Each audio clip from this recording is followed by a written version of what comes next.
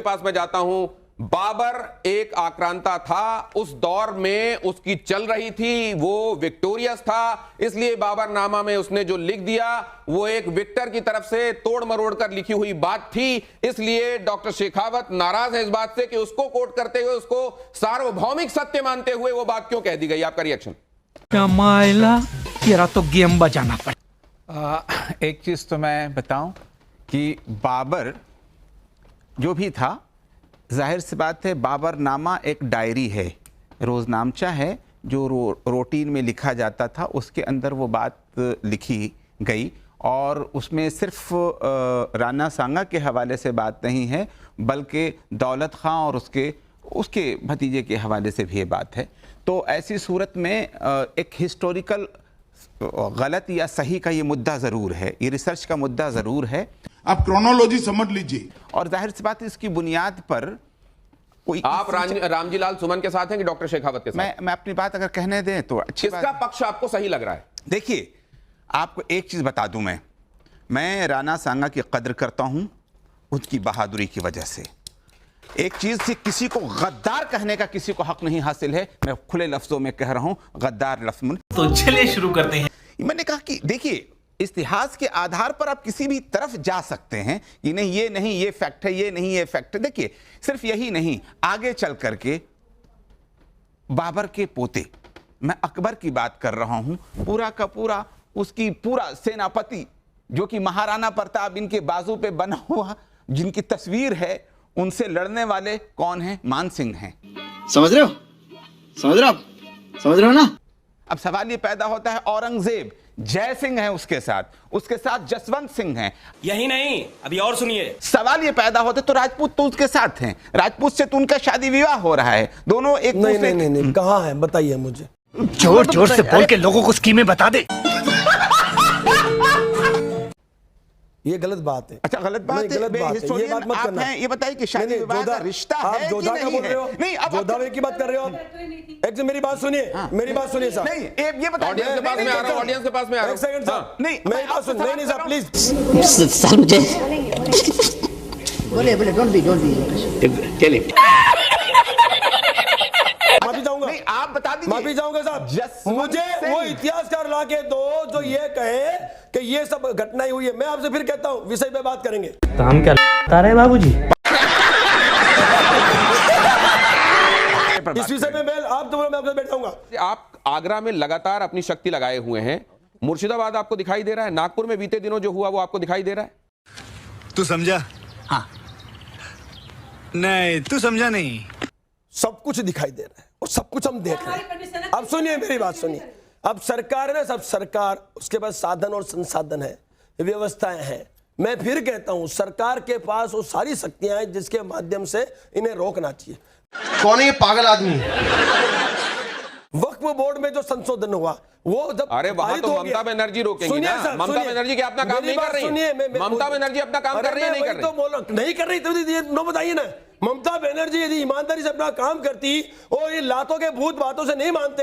तुम्हें कैसे पता चला? मैं नहीं बताऊंगा।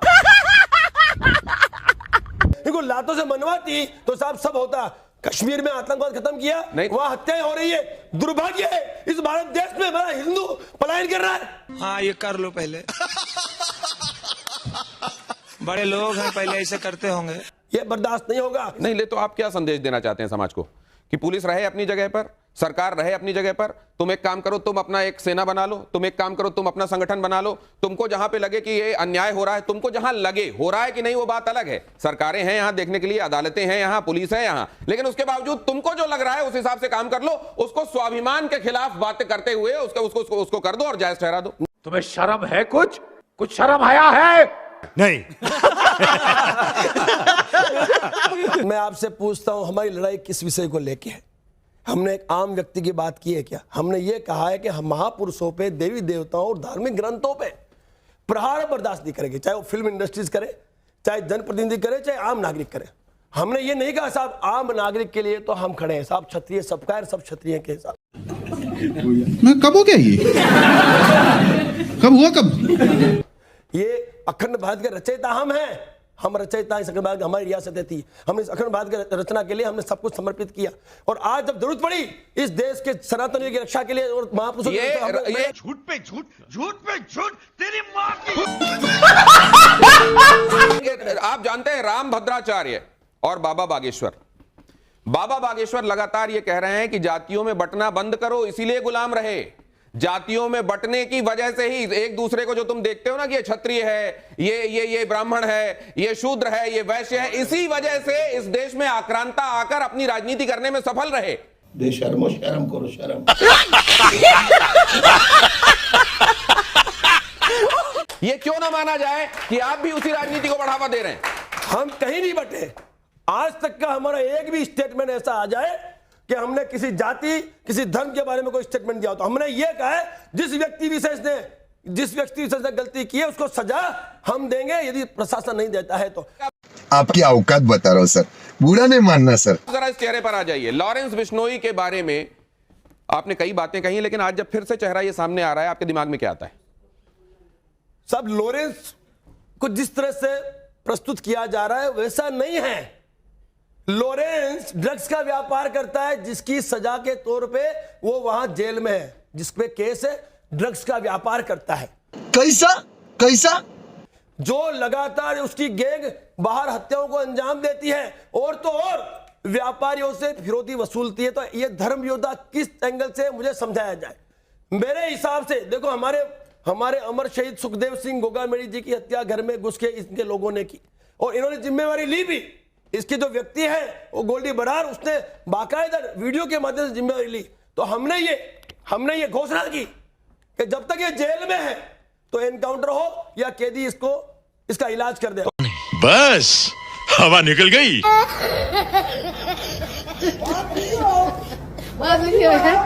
आप तो बीएसएफ में रहे, आपकी तनख्वाह इतनी ज्यादा है कि आप 1 करोड़ 11 लाख इतना सारा इनाम देने की बात करते हैं? इतना सारा पैसा आपके पास? फेंको अपनी पूरी शक्ति के साथ फेंको। मेरे पास भी है और मेरे समाज के पास भी है, क्योंकि स्वाभिमान पे हमला हुआ है, हमारे मुखिया को घर में घुस के मारा है और इसकी गैंग का इन्वॉल्वमेंट है। मैं तो ये कहता हूं ऐसे व्यक्तियों को इस देश में रहने की भी कोई जरूरत नहीं, इनको निकालना पड़ेगा। बहुत सारे लोगों के लिए आप देखते होंगे सोशल मीडिया, ये हीरो है। अरे बाप रे, ये तो धोती खोल रहा है। मैंने आपसे क्या कहा, युवाओं की नसों में ड्रग्स डालने वाला हीरो नहीं हो सकता। इसे हीरो बनाने के लिए कहीं ना कहीं कोई मुहिम चलाई जा रही है, उस मुहिम को रोकना अति आवश्यक है, इसलिए हम मैदान में उतरे। हमारे मुखिया को मारा है, ड्रग्स का व्यापार करता है, हत्याओं को अंजाम दिया है, पूरी दुनिया जानती है। तो साहब इनको रोकना पड़ेगा, ये हमारा छात्र धर्म बनता है। गोगामेडी साहब के बारे में आपने एक बात कही जी, लेकिन उन्हीं के साथ आपको अलग क्यों हो जाना पड़ा? आप उनके साथ थे, आप अलग क्यों हो गए? बेकार है भैया, मैं तो टूट गया मैं तो अब खत्म, bye bye, tata, good bye, गया। तो मित्रों फाइनली अपनी इस वीडियो का हो चुका है द एंड। उम्मीद है कि आपको हमारी ये वीडियो अच्छी लगी होगी। अगर वीडियो अच्छी लगी हो तो वीडियो को लाइक करके, हमारे चैनल को सब्सक्राइब करके, बगल में बने घंटी वाले आइकन को दबाकर ऑल को सिलेक्ट कर लें, ताकि आगे आने वाली ढेर रोमांचक व मजेदार वीडियोज की नोटिफिकेशंस आपको बिना किसी अड़चन के प्राप्त होती रहे। तो वीडियो को क्लोज करने से पहले साथियों, आप सभी लोगों से गुजारिश है कि यदि आप लोग हमारे चैनल पर नए हैं तो चैनल को सब्सक्राइब कर लेना, और हाँ, वीडियो को लाइक करना तो भूले से भी मत भूलना, क्योंकि आप लोग वीडियो तो देख लेते हैं पर वीडियो को लाइक और चैनल को सब्सक्राइब करना भूल जाते हैं। तो जल्दी से जल्दी लाइक और सब्सक्राइब भी ठोक दो यारो, क्या जाता है आपका, इसमें पैसे थोड़ी ना पड़ते हैं। तो साथियों अभी के लिए इतना ही, मिलूंगा नेक्स्ट वीडियो में, तब तक के खातिर स्वस्थ रहो, मस्त रहो और जहां भी रहो सबसे आगे और फर्स्ट रहो। टिंग टोंग।